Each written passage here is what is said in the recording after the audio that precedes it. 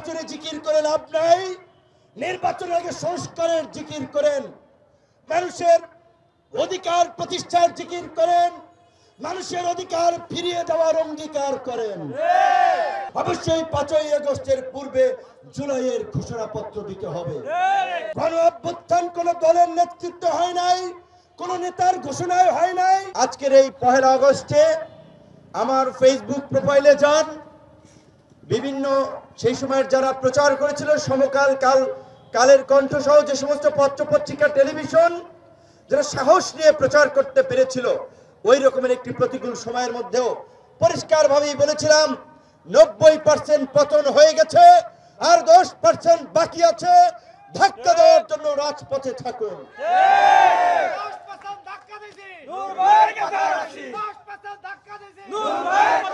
জেলের ভিতর থেকে, ওই রিমান্ডের মধ্যে থেকে, আমাদের অত্যাচার নির্যাতনের মধ্যেও আমরা যখন শুনছি রাজপথে আন্দোলন চলছে, জনতা কারফিউ ভেঙে রাজপথ দখলে নিয়েছে, আমরা আনন্দে উদ্বেলিত হয়েছি। আমরা আল্লাহর কাছে ফরিয়াদ করেছি একজন মজলুম হিসেবে, আল্লাহ তুমি এই ফ্যাসিবাদের কবর রচনা করো, অন্যথা আমাদের কবর রচনা করো। পথ আমাদের সামনে দুইটা, হয় ফ্যাসিবাদের পতন, না হয় আমাদের পতন। আমরা আপনার সৃষ্টির জীব হিসেবে আপনার কাছে প্রার্থনা করছি, যেই পথ আমাদের মুক্তি, সেই পথ আমাদেরকে দেখিয়ে দিন। আল্লাহ আমাদের কথা রেখেছেন। এখন আল্লাহর প্রতি শুকরিয়া আদায় করে, যেই ছাত্র জনতা রাজনীতি করে না, রাজনীতি বিমুখ সাধারণ মানুষ, কৃষক, শ্রমিক, মেহনতি মানুষ যারা বুকের তাজা রক্ত রাজপথে ঢেলে দিয়েছিল, বন্দুকের গুলির সামনে দাঁড়িয়ে যারা ফ্যাসিবাদের পতনে ভূমিকা রেখেছিল, তাদের স্বপ্নের বাস্তবায়ন করার পালা এবার আমাদেরকে। নির্বাচনের পরে এমপি হওয়া, কাউন্সিলর হওয়া, রাস্তার ফুটপাত দখল করা, উন্নয়নের নামে লুটপাট করা, মানুষকে জিম্মি করা, ঘের দখল, খাল দখল, বিল দখল, নির্বাচনের নামে এই দখলবাজি, চাঁদাবাজির, ধান্দাবাজির রাজনীতিকে এই দেশে আমরা প্রতিষ্ঠিত হতে দেব না। নির্বাচন নিয়ে আমাদের তাড়া নাই, নির্বাচন সময় মতো হবে। নির্বাচনের আগে একটা, নির্বাচনের জন্য যে লেভেল প্লেইং ফিল্ড, রাজনৈতিক সহাবস্থান, আইন শৃঙ্খলা পরিস্থিতির উন্নতি এবং এই জুলাইয়ের আকাঙ্ক্ষার বাস্তবায়নে সমগ্র মানুষ যে রাষ্ট্র সংস্কার চাচ্ছে, সেই রাষ্ট্র সংস্কারের বিষয়ে ফয়সালা হতে হবে। নির্বাচনে জিকির করে লাভ নাই, নির্বাচনের আগে সংস্কারের জিকির করেন, মানুষের অধিকার প্রতিষ্ঠার জিকির করেন, মানুষের অধিকার ফিরিয়ে দেওয়ার অঙ্গীকার করেন। নির্বাচনে যে যারা এমপি মন্ত্রী হবে, ক্ষমতায় যারা যাবে, অনেকের চেহারা তো গত 11 মাসে পরিষ্কার হইতেছে নাকি? আমার এক ভাই বলেছে, রবিউল ভাই, মহানগর উত্তরের নেতা, বরগুনাতে প্রচারণা করতে গেছে, তাই নাকি হামলা করছে। এত বড় বড় নেতা, বড় বড় দল, 16 বছর কি করছেন? সিপাই চাপাই অলিতে গলিতে ছিলেন, কিচ্ছু করতে পারেন নাই। বরঞ্চ নাকি খত দিয়ে আওয়ামী লীগের সাথে আপোষ করে 18 সালে চিঠি দিয়ে কিন্তু নির্বাচনে যাওয়া লাগছে। শেখ হাসিনা ডাকে নাই, শেখ হাসিনার কাছে সারেন্ডার করেছেন। আপোষহীন নেতারা শেখ হাসিনার কাছে সারেন্ডার করেছেন। তাই পরিষ্কার ভাবে বলতে চাই, গণ অভ্যুত্থান কোন দলের নেতৃত্ব হয় নাই, কোন নেতার ঘোষণায় হয় নাই। গণ অভ্যুত্থানের পরে অনেকের পেটের আকৃতি বদল হয়েছে, অনেকের বাসা বাড়ি অফিস বদল হয়েছে, আমাদের বদল হয় নাই। যেই কারণেও বিদ্যুৎ গেছে কিনা আছে, সমাবেশ করার জন্য সেটার উপরে নির্ভর করতে হয়।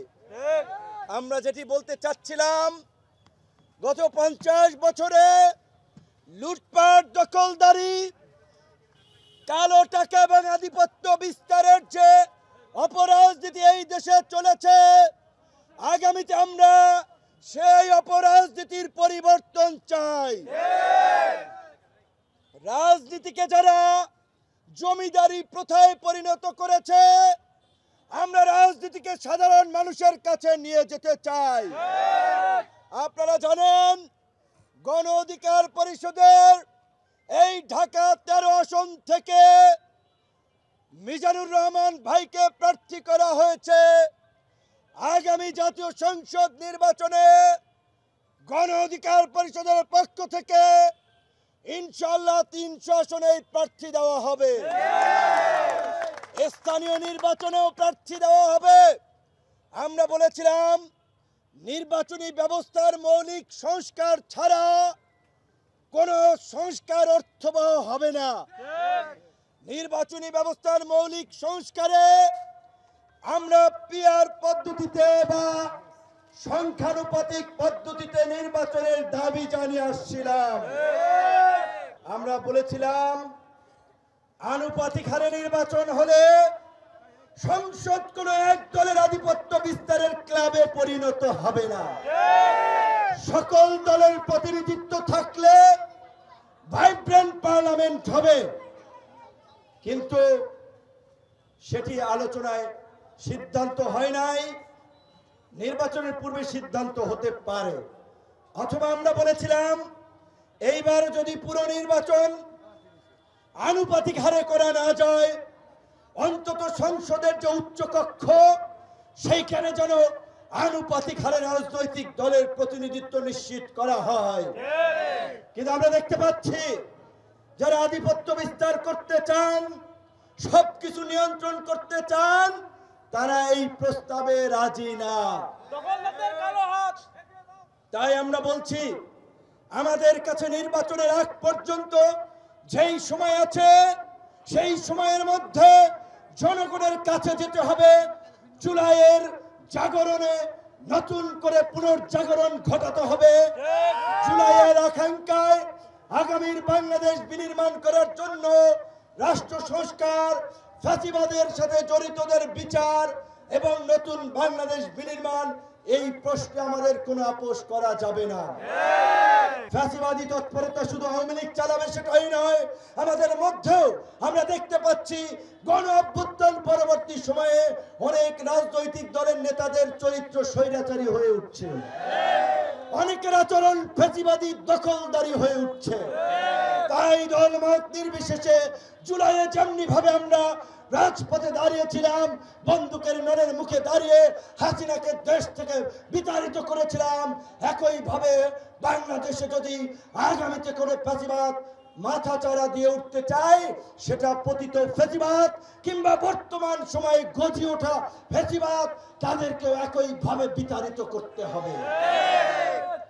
আমরা পরিষ্কারভাবে বলতে চাই, রাজনীতি অবৈধভাবে টাকা পয়সা কামানো, প্লট সরকারিভাবে প্লট নেওয়া, গাড়ি নেওয়া, নিজের ক্ষমতার অপব্যবহার করে মানুষকে জিম্মি করার নাম রাজনীতি না। রাজনীতি একটা জনসেবা। যারা জনগণের সেবা করবে, জনগণের কল্যাণে কাজ করবে, তারাই রাজনীতি করবে। আমরা পরিষ্কারভাবে বলতে চাই, গণ অধিকার পরিষদ মনে করে আগামীর নতুন বাংলাদেশ বিনির্মাণ করার জন্য আমাদের শিক্ষা ব্যবস্থাকে ঢেলে সাজাতে হবে, আমাদের স্বাস্থ্য ব্যবস্থাকে ঢেলে সাজাতে হবে। কিন্তু অত্যন্ত দুঃখের সাথে বলতে হয়, অন্তর্বর্তীকালীন সরকারের 11 মাসেও শিক্ষা এবং স্বাস্থ্য নিয়ে আমরা কোনো বিশেষ পদক্ষেপ দেখি না।